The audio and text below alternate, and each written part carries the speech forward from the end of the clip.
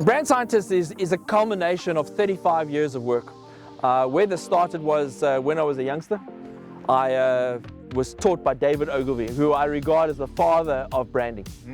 And he had some strange ideas and some strange rules. He was quite a strong character kind of Scotsman. But at the end of the day, I look back at those times and I think that that was the foundation of where it is. And I would love for him to sit with us here today and just ask his mindset as to where business and brands are moving. So we created the brand-scientist.com with a view to help all businesses out there, doesn't matter what size you are. We've created an affordable package by creating an AI platform called Ainstein, with the view that you get these prompts, with the view to be able to capture, and to embed your prompts with our lead, your answers, your personal answers, onto ChatGPT-4. That's where we got our best results. And I think what's important is that by you joining our community and being with us on a month-to-month, we've got some case studies that we'd like to share with you of successes, of failures, of tweaks, of trends that are coming in the branding space. And if you want to make your brand success, your business a success, you want to be able to be paid for what your brand value is, then join the community. Join brand-scientist.com and look at the prompts that were created. Rob, when we look at some of those prompts that were created, what would you say is the secret to those prompts? The secret is feeding the machine, the AI, with your information. ChatGPT-4 or anyone? ChatGPT-4 it has to be. Preferably. It works on 3.5, but 4, you need a paid OpenAI account for this to actually work. So I engineered Einstein as an avatar, and the avatar enables you to feed it your information, so you're priming the avatar with enough data so it can give you recommendations specifically to you.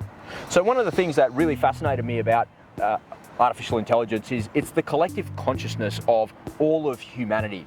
And it's a large language model, which means it uses a thing called latent semantic indexing. So it says that if you say the word brand, what's the likely next word that's going to come after that? I'm with you, yeah. So that's what LSI is. That's how Google works. That's how this OpenAI works as well. But actually, that's what they think it is. They're not 100% sure how it actually works.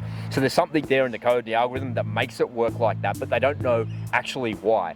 So it's kind of fascinating that they're not 100% sure why it works the way that it does. And that's why AI has taken such a long time to become prevalent like it is today. We've heard for years that robots are going to make people redundant, but what are you talking about? But here we are. We're at the precipice of that actually happening. So if you're not sure how to actually prime ChatGPT with your information, and you don't know how to give it those command prompts because it's not working the way that you want, you're getting frustrated with it, I've taken care of all of that for you. We created the Einstein avatar, so you don't have to think about how to do that. You just press one button on the inside of the dashboard, and from that one button, you can just go paste into your ChatGPT-4, you hit enter, and then it's going to start asking you a series of questions. So for me, my background is in advertising, folks. I've spent a lot of time, I've spent millions of dollars of other people's money advertising on their behalf, usually on Google, sometimes in social media, but Google has always been the number one go-to place for me and my agency. I no longer have that agency, I don't do that anymore, but the thing that I've seen the most, I've seen a broad cross-section of customers. Yeah. Everything from e-commerce to service-based businesses to products, all sorts of things over the years. Anything that you can think of in small business or entrepreneur land or startup land, I've worked with. And the thing that I've been fortunate enough to see is the inside of all of these businesses and these campaigns. So I get to see how a guy that's selling wine from Argentina works versus a guy that's selling pharmaceutical type products, like complementary type products, vitamins and minerals, and something that you would buy in a chemist, that type of thing. So I've seen all aspects of products that could be sold online. But what I do know is that there's a secret sauce amongst all of that. And the secret amongst it is that if these people have got an existing audience, meaning they had lots of traffic to their website and people know who their brand is, Right. whatever ad you put in front of them, whether that's through direct pay-per-click advertising, retargeting, or Google programmatic advertising, when their brand is shown to their existing customers, their sales lift. Yeah.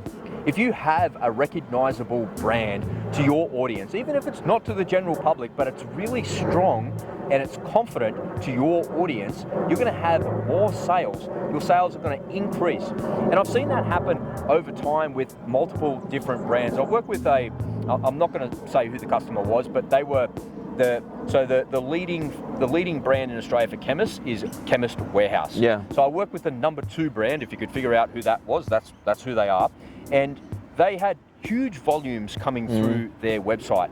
And they're coming to us saying, hey, how can you help us lift our sales? What can we do?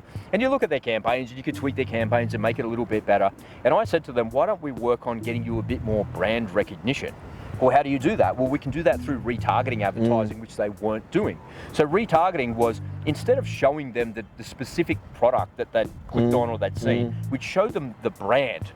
And when they saw the brand, we had about a 10% click-through rate, and we had about a 6% uptake of the transactions on the other side. Right. So somebody's coming to the website, they've looked at the website, they haven't made a purchase. Now they've gone away, they've got a pixel in their browser. Wherever they go on the internet, we're going to show them this brand. Yeah. We're not going to show them necessarily the product, we're going to show them the brand. Click, come back to the website, oh yeah, there's that thing, and there's 6% of those 10% that are coming back were making a purchase. So it was something that worked incredibly well. And I discovered when I kind of opened the door to that, I thought, that might be the secret sauce to these retargeting campaigns. Because if you visited this product on my website, then I showed you this product again, are you going to buy this product? Well, I was already on your website. What are you going to buy that for? Yeah. But I knew that I was on Rob's website, and therefore I'm coming back to Rob's website. He's got other cool gadgets and other little knickknacks there that I might be interested in. What is that? And the chances of me making a purchase are much higher. Yeah. And the beautiful thing about retargeting advertising is it doesn't cost you anything until somebody clicks. So, well, I found retargeting to be the best secret in the digital age, in the sense of getting beneficial of gain for a client. I think what's important for the viewers out there is that Brand Scientists is not a digital agency. We do not create things. We do not create logos. We comment on logos. We are paid to think. But what we've done is I've taken my 35 years, your 25 years of experience. We've culminated that together, and we've utilized that into the AI tech in order to give you all the prompts, all the tools that you may need in order to make sure that you start to get some traction or some identification as to what you're trying to achieve within your business.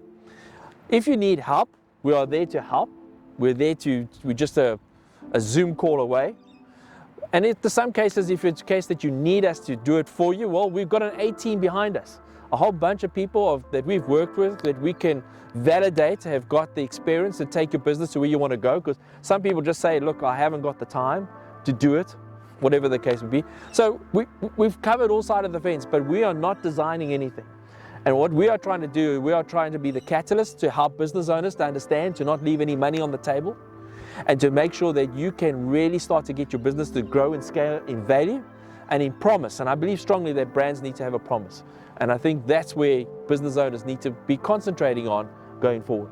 The best way to grow a brand is through your team, and therefore the people that you hire need to be educated to the value that you are.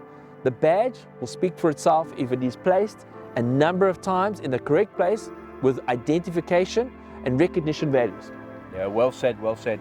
Folks, if you want to find out some more about Brand Scientist and Einstein and the AI and all the things that we've developed, head on over to brand-scientist.com, and all of the links are in the description. If you've got any questions or comments or feedback, please pop it down there below and you can connect with us directly. All right, that wraps it up for this video. Thanks for watching. We'll see you in the next one. Bye for now.